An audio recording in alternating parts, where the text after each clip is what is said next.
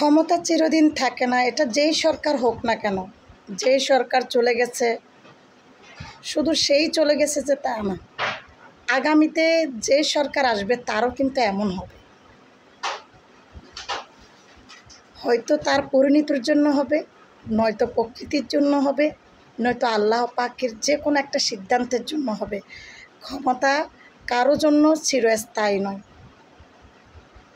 তাই বলবো, দেশে লুটপাট, এই যে হিন্দুদেরকে ঘর থেকে বের করে দেওয়া, হিন্দুদের ঘর পুড়ে ফেলা, এই ধরনের গুজব ছড়াছড়ি না করে এবং কেউ সুযোগ না নিয়ে যেন এই সরকার চলে গেছে, হ্যাঁ, তাহলে আমরা এই সরকারকে আবার আনার জন্য একটু হিন্দুদের বাড়িঘর পুড়ে দিই, তাহলে হয়তো বা সরকার আবার একটু আসবে। বা সেই বা বিএনপির তারেক রহমান আসতেছে, এই জন্য সবজি বিক্রেতা সবজি ফেলে দিলাম, অন্যদের বাড়িঘর জ্বালিয়ে দিলাম তারেক রহমানের নাম নিয়ে, হ্যাঁ, শেখ হাসিনার নাম, তারেক রহমানের নাম, অমুকের নাম সমুকের নাম বিক্রি কইরা এই ধরনের গুজব ছড়াছড়ি এবং এই ধরনের দাঙ্গামা ভিডিওগুলো তৈরি না করে ভালো ভিডিও দেন প্লিজ।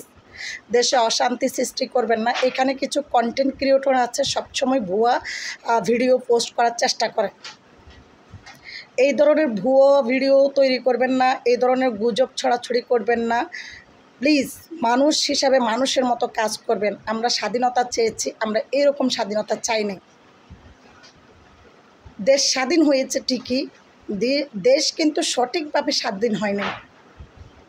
যদি সঠিকভাবে স্বাধীন হইতো তাহলে গণভবন থেকে কখনো, আমার বলতে লজ্জা লাগতেছে, একটা মহিলা যে জামার ভিতরে বা ব্লাউজের ভিতরে যে ব্লাউজটা পরে, ভিতরের যে ব্লাউজটা পরে, ওটাও কিন্তু কেউ কোনো মায়ের সুসন্তান হলে ওই জিনিসগুলো ঝুলাইয়া আনতো না।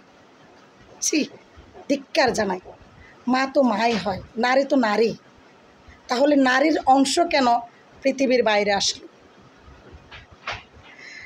কি বুঝাইতে চান এগুলা করে ভাঙচুর কইরা? হ্যাঁ, আপনাদের তার প্রতি রাগ ছিল, তার ছবি আছাড় মারছেন, তার বাপের ছবি আছাড় মারছেন, ভাঙছেন, তার বাপের ভাস্কর্য, আমাদের জনগণের সম্পদ নষ্ট করে এত এত ভাস্কর্য করছে, এগুলা ভাঙছেন, ঠিক আছে, রাগের প্রতি এগুলো করছেন, কিন্তু বাড়িঘর কি দোষ করছে? মানুষের এই যে সম্পদ নষ্ট করতেছেন, এগুলা কি দোষ করছে? গণভবন কি দোষ করছে?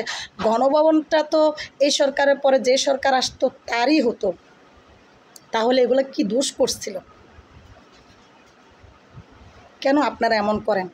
আমি বাংলাদেশ সেনাবাহিনী প্রধানের কাছে একটাই আবেদন, তাড়াতাড়ি সরকার নির্দিষ্ট করুন প্লিজ, নাইলে দেশের অবস্থা খুব খারাপ হয়ে যাবে, কেউ কাউকে মানবে না।